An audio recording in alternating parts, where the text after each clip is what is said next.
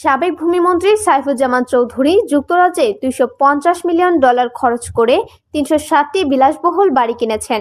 এ তথ্য জানিয়েছে কাতার ভিত্তিক সংবাদ মাধ্যম আল জাজিরা।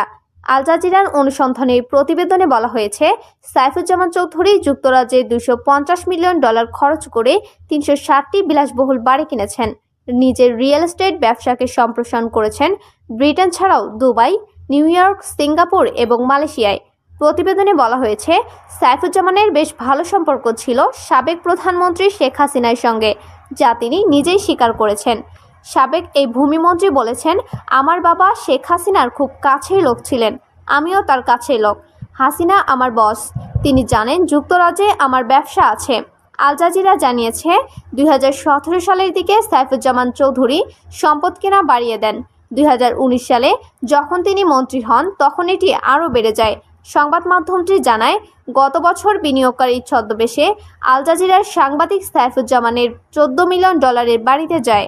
ওই সময় ছদ্মবেশী সাংবাদিকদের সাইফুজ্জামান বড়াই করে জানান, তিনি কুমিরের চামড়ার হাতে তৈরি জুতার উপর হাজার হাজার ডলার খরচ করেন এবং লন্ডনের সবচেয়ে দামি দোকান থেকে ইতালিয়ান স্যুট তৈরি করে পরেন। এ সময় সাইফুজ্জামান লন্ডনের নিজের বাড়িও ঘুরে দেখান তাকে, যেটিতে রয়েছে সিনেমা হল, জিম, ব্যক্তিগত এলিভেটর এবং নতুন রোলস রয়েলস গাড়ি রাখার নিরাপদ আন্ডারগ্রাউন্ড পার্কিং এরিয়া।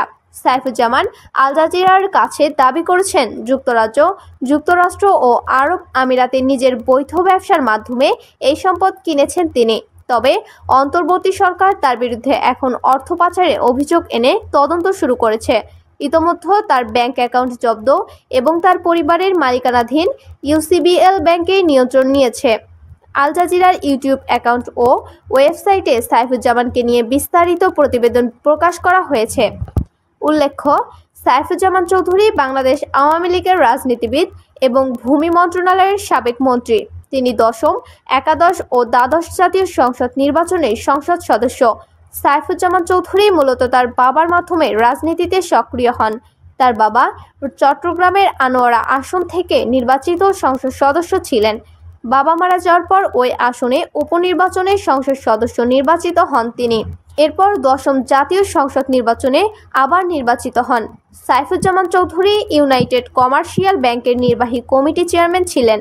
বাংলাদেশের শিল্প প্রতিষ্ঠান আরামিড গ্রুপের চেয়ারম্যান হিসেবেও দায়িত্ব পালন করেছেন। তিনি Chittagong chamber of commerce and ইন্ডাস্ট্রির 3বারের নির্বাচিত সভাপতি ছিলেন।